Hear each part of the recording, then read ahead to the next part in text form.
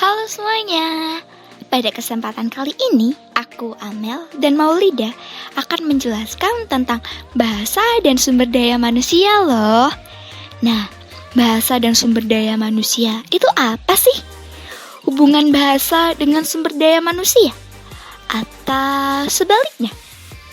Memang mereka saling berhubungan ya? Semua hal itu akan dibahas pada video kali ini. Tolong simak dengan baik ya. Selamat menonton. Fungsi utama bahasa sebagai alat komunikasi memungkinkan manusia untuk saling berinteraksi, baik secara lisan maupun tulisan.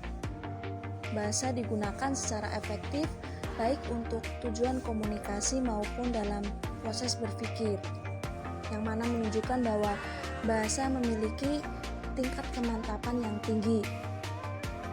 Tingkat keefektifan bahasa berkolerasi dengan tingkat kemantapan bahasa yang bersangkutan sebagai suatu sistem yang mencakup semua pola dan kaidah kebahasaan.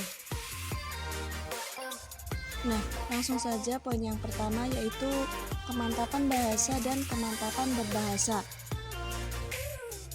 Dapat dikatakan bahwa kemantapan suatu bahasa berbanding lurus dengan kemantapan bahasa yang dianggap sebagai alat komunikasi dan alat berpikir. Oleh karena itu, yang dapat digunakan sebagai alat ukur adalah kemantapan sistem, keluasan kosakata, dan tersedianya himpunan istilah untuk ranah penggunaan yang dibutuhkan. Kemantapan berbahasa itu dapat diamati berdasarkan kualitas dan keterampilan dalam menggunakan bahasa secara lisan atau tulisan.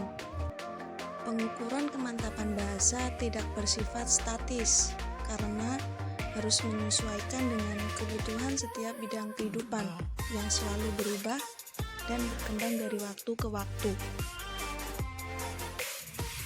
Poin yang kedua yaitu pembinaan dan pengembangan bahasa.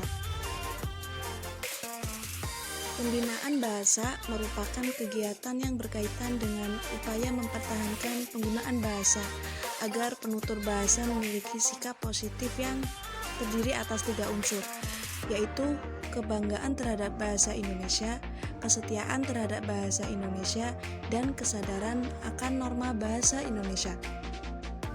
Adapun tujuan dari pembinaan bahasa Indonesia antara lain, yang pertama meningkatkan kualitas penggunaan, yang kedua meningkatkan sikap positif, dan yang ketiga mengembangkan bahasa Indonesia sebagai bahasa ilmu pengetahuan dan teknologi modern. Selain pengembangan bahasa Indonesia, adapun tujuan dari pengembangan bahasa daerah, yaitu melestarikan sikap positif bahasa daerah dan mendorong masyarakat khususnya generasi muda untuk melestarikan, mempertahankan, menghormati, dan menggunakan bahasa daerah dalam situasi dan konteks penggunaan yang tepat. Selanjutnya, pengembangan bahasa asing, yaitu bertujuan untuk memperluas wawasan, memperkuat penguasaan ilmu pengetahuan dan teknologi, dan meningkatkan kemampuan komunikasi. Kendala dari pengembangan bahasa asing tersebut, yang pertama ada perbedaan bahasa ibu atau bahasa daerah. Yang kedua, tingkat buta huruf penduduk relatif tinggi. Yang ketiga, kelangkaan penutur yang dapat diteladani. Yang keempat, adanya bahasa asing yang bergengsi sosial di dalam masyarakat. Dan yang terakhir, kurangnya motivasi untuk meningkatkan penguasaan dan kualitas berbahasa Indonesia. Dengan demikian, pengembangan bahasa diartikan sebagai upaya memperbaiki atau menyempurnakan bahasa Indonesia agar sesuai dengan tuntutan dan kebutuhan komunikasi di berbagai bidang kehidupan. Pengembangan bahasa Indonesia juga perlu dilakukan melalui upaya penelitian, penguatan kaidah kebahasaan, pembakuan peristilahan, dan perluasan kosakata serta istilah. Sebelumnya sudah dijelaskan nih bahwa ada faktor-faktor mengenai tingkat kemampuan dan mutu pemakaian bahasa Indonesia. Yang pertama itu ada pemakaian bahasa sehari-hari.